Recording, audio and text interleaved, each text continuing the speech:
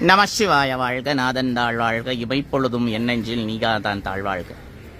ஒட்டுமொத்த நேபாள தேசத்திலே அற்புதமான ஒரு காசியிலே எப்படி காலபைரவரோ அதுபோல இந்தியாவுக்கு ஒரு காசி போல் நேபாளத்திலே ஒரு காத்மண்டுவில் பசுபதிநாத்.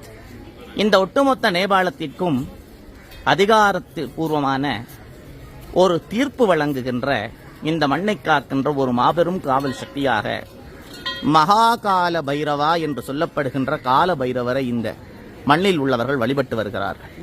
அவ்வளவு மகத்துவம் வாய்ந்த ஒரு சக்தி வாய்ந்த ஆலயம் இந்த கால பைரவர் ஆலயம்.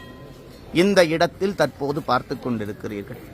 அற்புதமான கால பைரவ பெருமானின் பூரணமான தரிசனம் எல்லோருக்கும் கிடைக்கட்டும்.